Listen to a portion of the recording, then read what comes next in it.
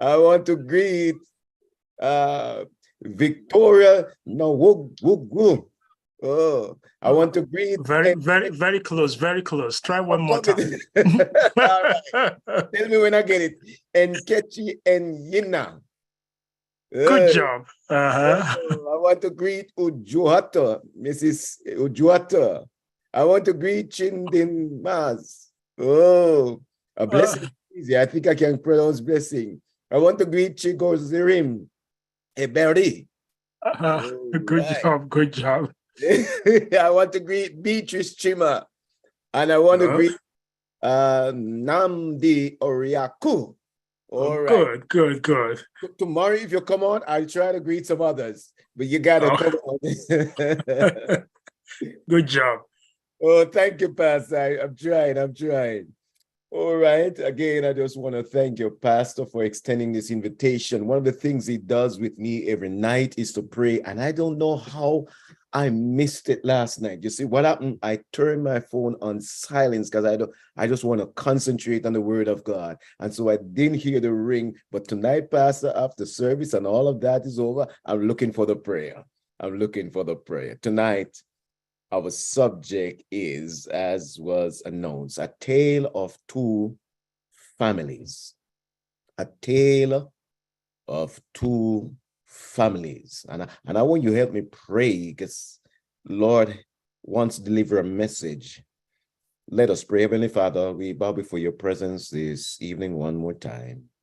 We invite your presence, your spirit to be with us. Lead out, direct our thoughts, our minds, our understanding, and above just listening to and intellectually conceptualizing this message, God grant that we will put it into practice. We pray, we say thanks now. In Jesus' name, amen. Amen. Amen, indeed. The New Testament presents the antediluvian world and the city of Sodom. I'll say it again. The New Testament presents the antediluvian world and the city of Sodom as eschatological signs of the final rebellion against God and its consequences. Jesus' prophecy in Matthew 24 pointed to the time of Noah as the example of world conditions in the time just before his return. The Bible says in Matthew 24, you need to write this down, Matthew 24, type it in the chat, Matthew 24, 37 through 39. As it was in the days of Noah, so it will be at the coming of the Son of Man. For in the days before the flood, people were eating and drinking, marrying and giving in marriage, up to the day Noah entered the ark. And they knew nothing about what would happen until a flood came and took them all away. That is how it will be at the coming of the Son of Man. And Jude made an end-time connection with the city of Sodom. I'm talking about the antediluvian world. I'm talking about Sodom. They serve as an example. Jude 7, Jude is only one chapter. So verse 7, they serve, the Bible says, as an example of those who suffer the punishment of eternal life. What's interesting about both cases is that in the Old Testament, the stories of those times are told through the experiences of families. We see them from the inside. We get straight into their homes. Both families were recipients of God's grace amid devastating divine judgment. Genesis chapter 6, you got to read it tomorrow. And Genesis chapter 19, I'll walk through it, but I may not be able to stop at every verse. Genesis chapter 6 and Genesis chapter 19. Both families, I'll say again, were recipients of God's grace amid the devastating divine judgment. But only one family came through the crisis unscathed. You see, the nature of a spiritually resilient family is revealed in their stories. We want resilient families, don't we, FirstIgbo? We want resilient families. We want relationships do-over, don't we? I certainly want it. So let's talk about the days of Noah, our first case. Now it came to pass, the Bible says in Genesis chapter 6, 1 through to 3. Now it came to pass when men began to multiply on the face of the earth, and daughters were born to them, that the sons of God, okay, let me just stop right there. The Christians, the Seventh-day Adventists, the sons of God saw the daughters of men, let me stop there again, non-Christians, that they were beautiful. So the sons of God saw that the daughters of men were beautiful, and they took wives for themselves of all whom they chose. And the Lord said, my spirit shall not strive with man forever, for he is indeed flesh, yet his days shall be 120 years. Let's break down this text. You know, I like to do that. The line blurred, brothers and sisters. FirstIgbo, the line blurred between the virtuous and the wicked. The sons of God shifted their focus to superficiality when selecting wives. I'm talking, this is family life. This is family life week. They were captivated by external beauty rather than valuing inner character. They indiscriminately pursued anyone they desired. I mean, I'm talking about romantically. Intermarriage between the Setites, yeah, I'm introducing a word. The Setites, the children of God, and the Canaanites caused a breakdown in the separation between them. The breakdown in separation then led to a breakdown in distinction. It is a principle of life. Do not be misled, says the Bible in 1 Corinthians 15:33. Do not be misled. Bad company corrupts good character. Oh God, I gotta make a point here. Show me your company. Where I come from, they would say that, show me your company and I show you who you are. Birds of a feather flock together.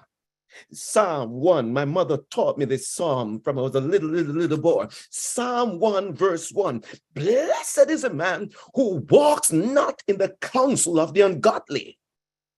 You know, FirstIgbo, have a problem with the second blind man in Jesus' story. You remember that parable, the blind should not lead the blind? I have a problem with the second blind man. The one leading, I don't have the second one, the one who's being led. Because at some point, and somebody needs to get it now, at some point, he, the second man, must realize that the first person is blind. I mean, he bumps here and he bumps there. And he can't be a person we see. At some point, he must realize that the first person is blind and you can't keep following him. Well, let me be blunt. If you ain't walking with God, I'm not following you, even if you're in the church.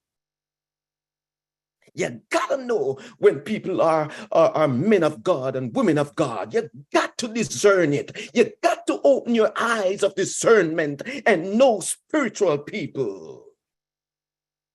In the antediluvian world, righteousness and unrighteousness mingled together until the righteous gradually blended into the unrighteous. As a result, the earth began to lose its grasp on the knowledge of God.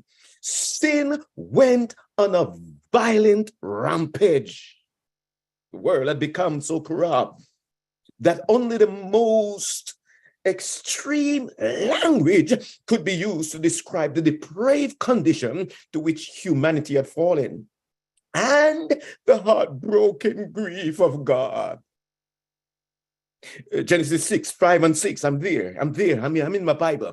The Lord saw how great the wickedness of the human race had become on the earth, and that every inclination of the thoughts of the human heart was only evil all the time.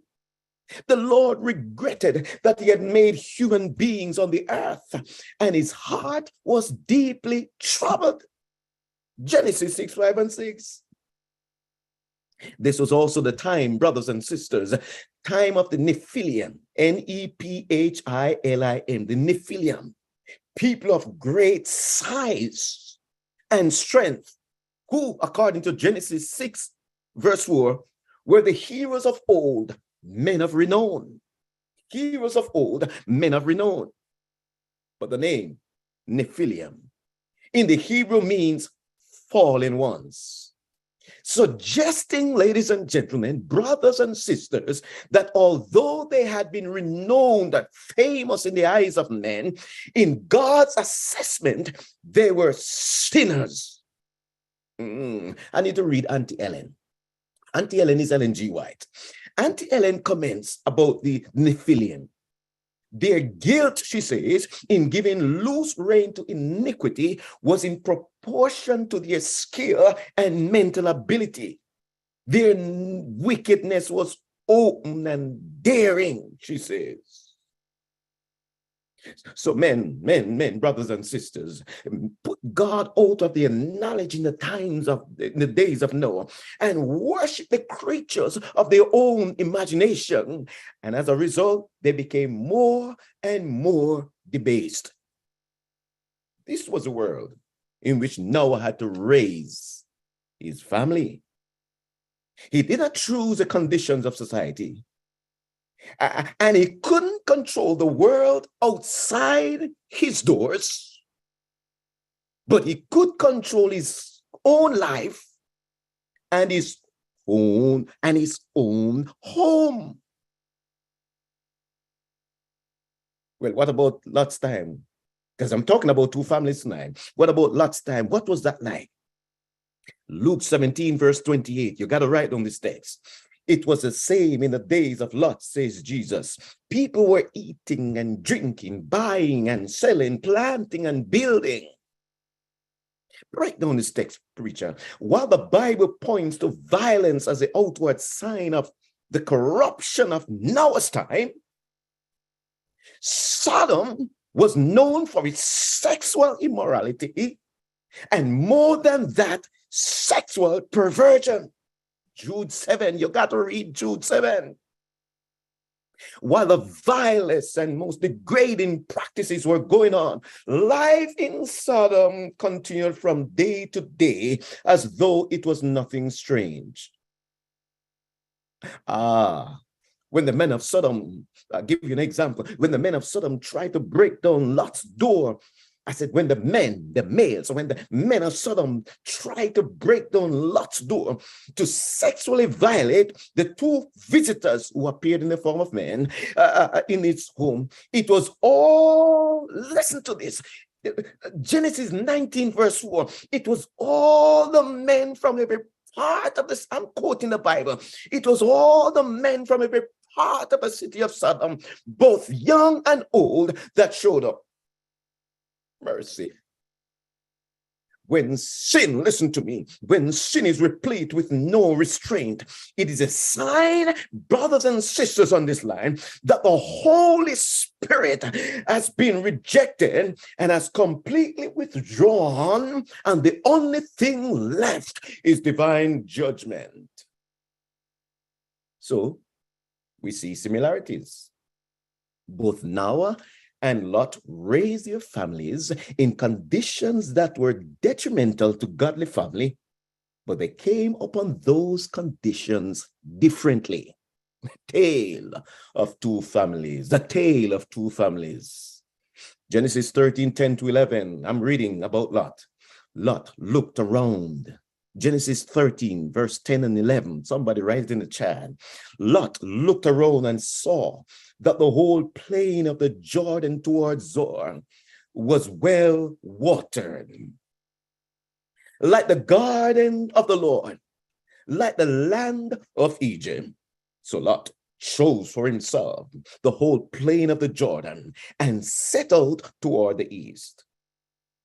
Brothers and sisters, when Lot decided where to raise his family, he made his decision, listen to me, he made his decision based on the prospect of increasing his wealth, not realizing the effect it would have on his household. he made a materialistic decision, and in so doing, set up his family to learn to value material above all. He did not consult the Lord. Lot exposed his family to evil. Lot was already rich when he moved his family to Sodom.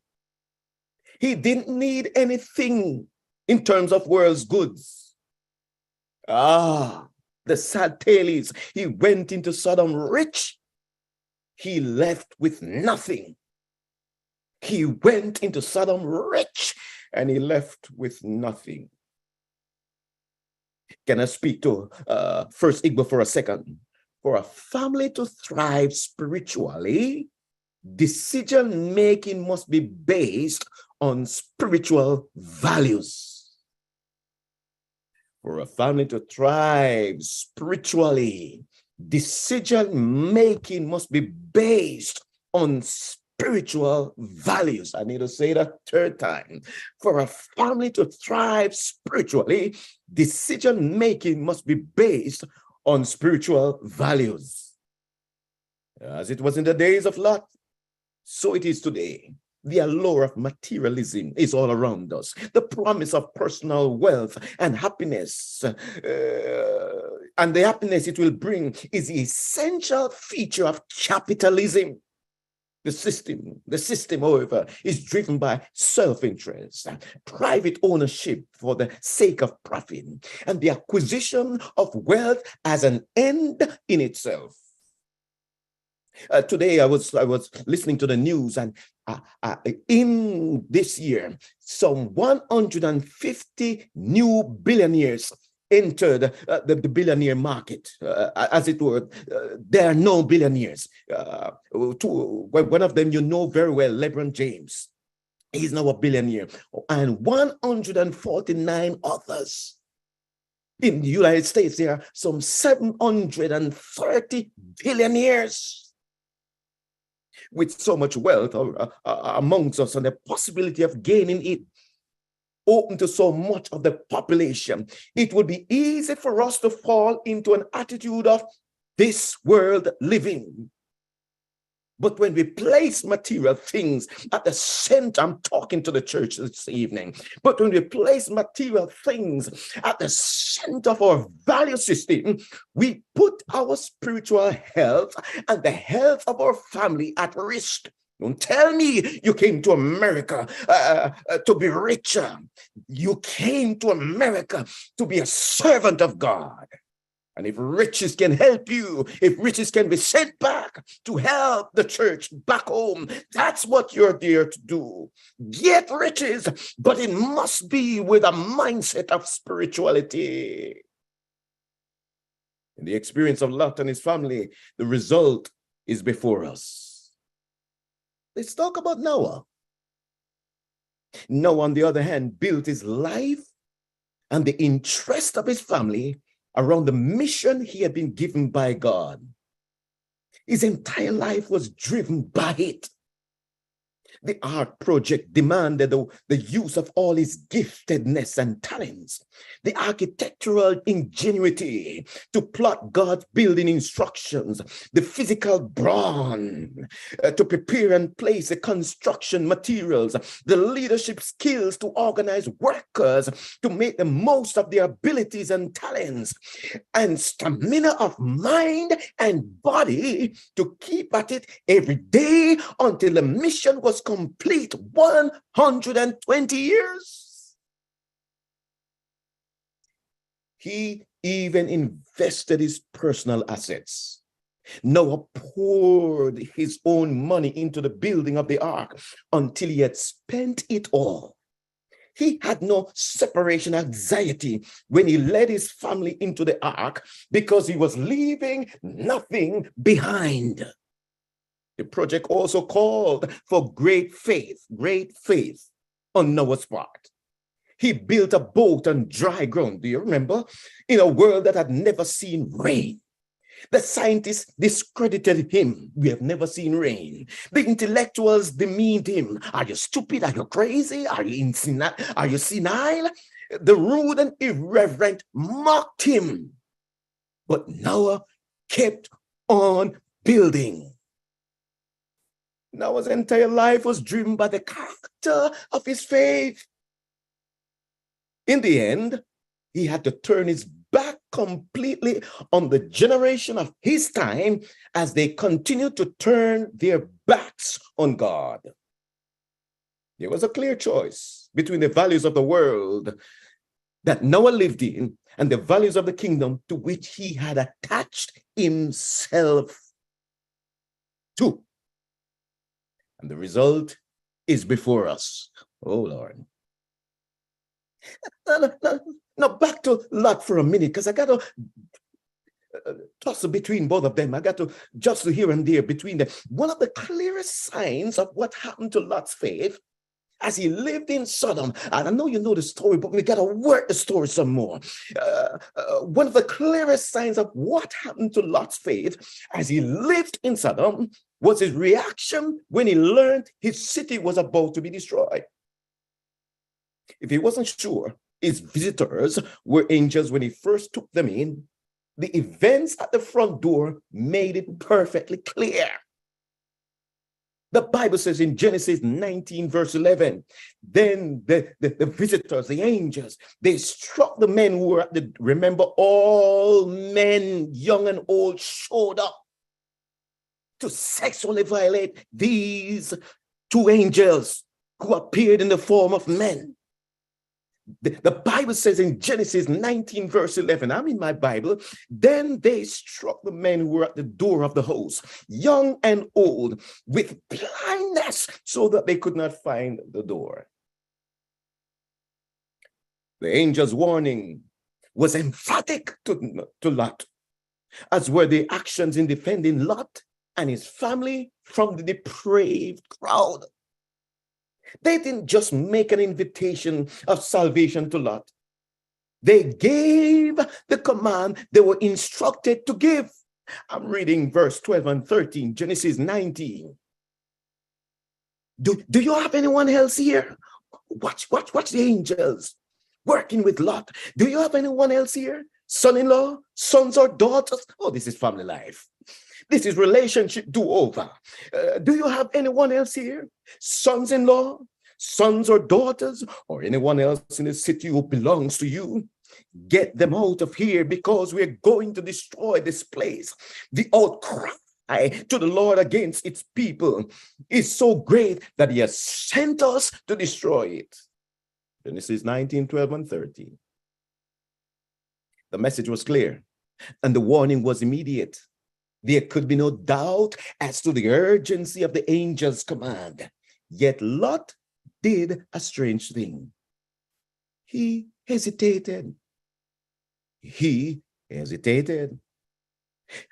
Genesis 19, 15 and 16. Oh God, I'm trying to work this thing. With the coming of dawn, the Bible says, the angels urged Lot, saying,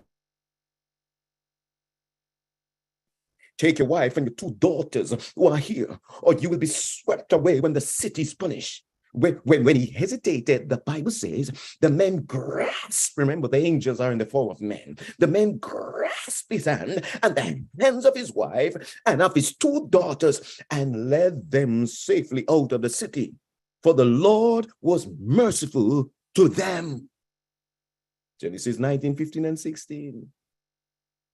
Lot found mercy in the patience of the Lord. Now, here's what I love about the Sodom story. Lot was an ordinary believer like you and me. He was no faith giant like Abraham or great prophet like Moses. He was not called perfect in his generation the way Job was. Lot chose to live in Sodom, and he chose it for the wrong reasons. At first, if you read the passage, he was on the outskirts of town. Then he moved in. He pitched his tent, the Bible says in the King James Version. He pitched his tent beside. And the next thing you know, he's living in Sodom. And he remained there despite the conditions because he was living comfortably. No, Lot did not partake of the sins of Sodom. The Sodomites hated him because he preached against their sins.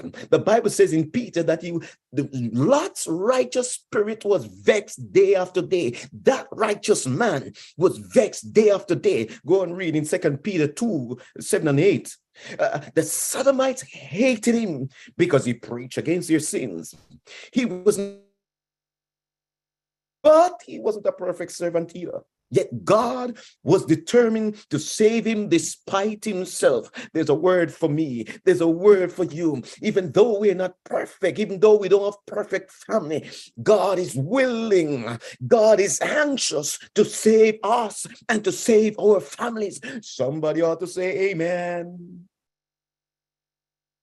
The destroying angels persisted in their mission to bring Lot's family to safety. God was determined to save them as he was to destroy the wicked.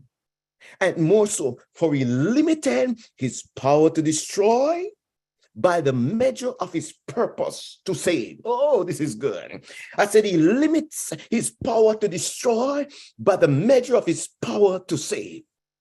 The angels were instructed that they could do nothing until Lot and his family were saved. Verse 22, Genesis 19. But even then, while being led to safety by the angels of God, Lot resisted salvation. So weak had his faith become.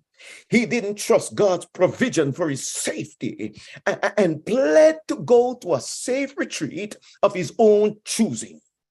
The angels complied with his request, but it didn't turn the way Lot expected.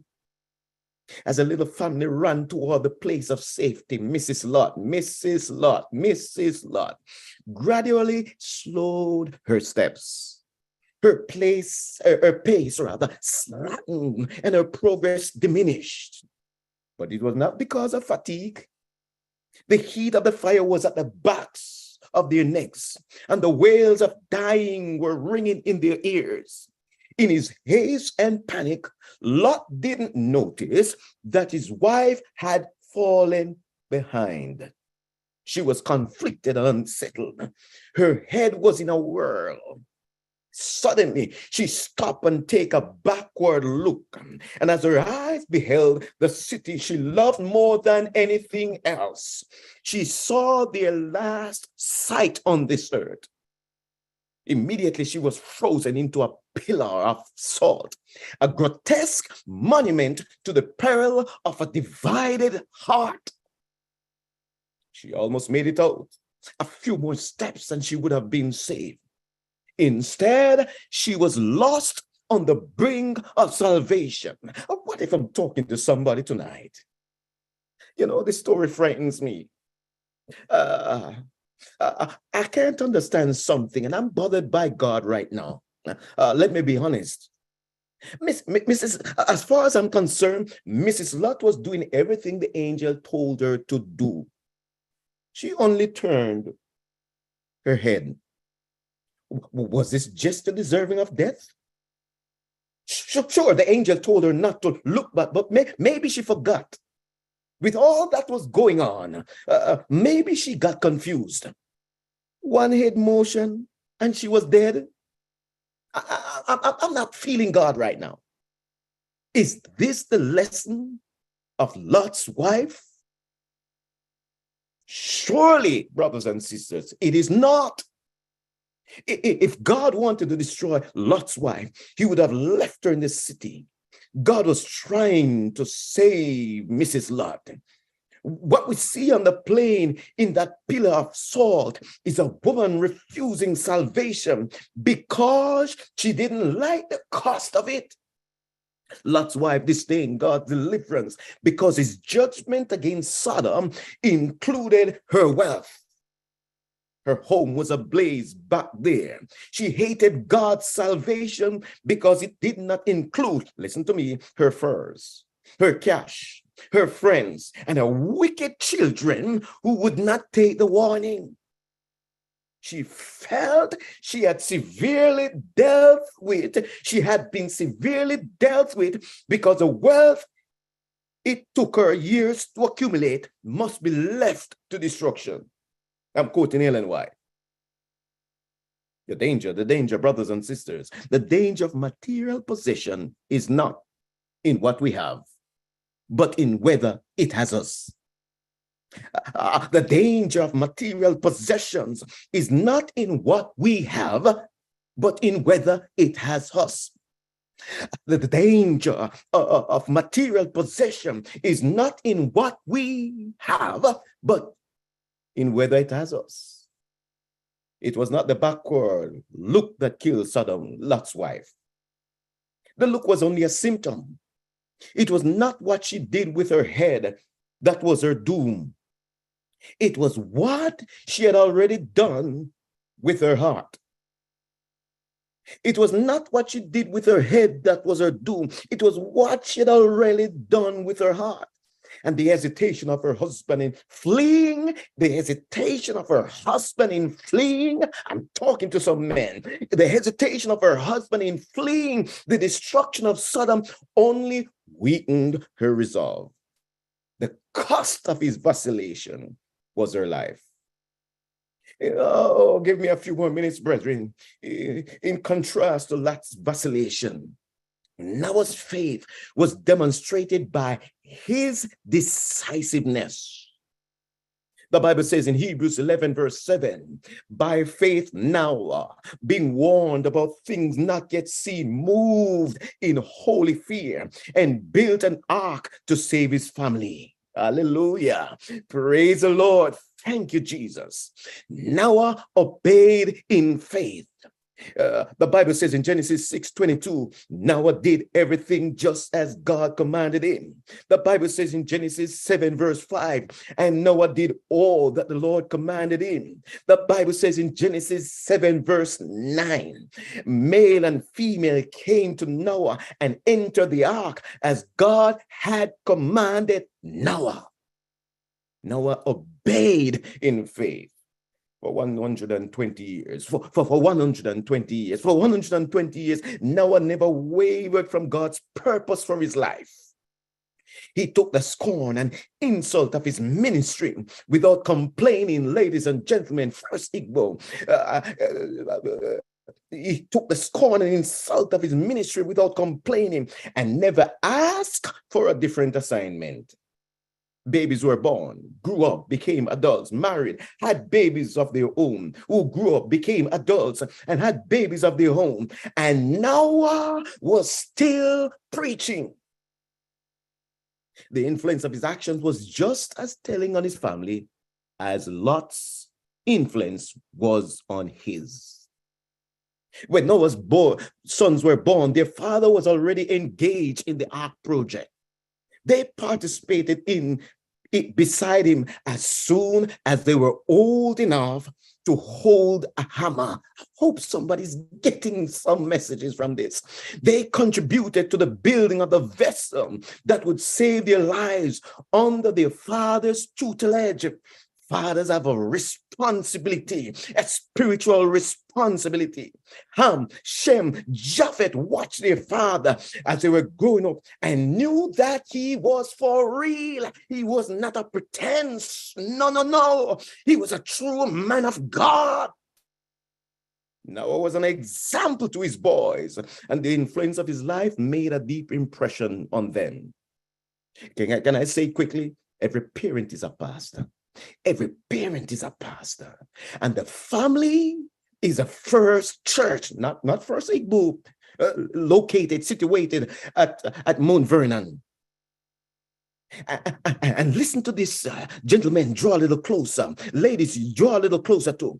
Here is a general truth I've learned over my years in the ministry, 28 years. This year will make 29.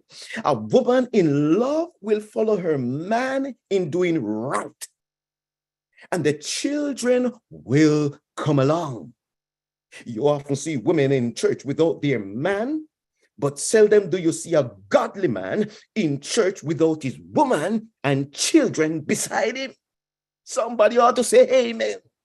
Somebody had to type, true, pastor. Mrs. Noah followed her husband into the ark because he was firm in his convictions. While Mrs. Lot did not follow her husband to safety because he was vacillating. I got to put a wrap on this. There's a story of a dad who was awakened in the middle of the night by the sound of his son's voice. Daddy, there's a man in the house. The father jumped up to see the shocking sight of a stranger holding a knife to his young daughter's throat.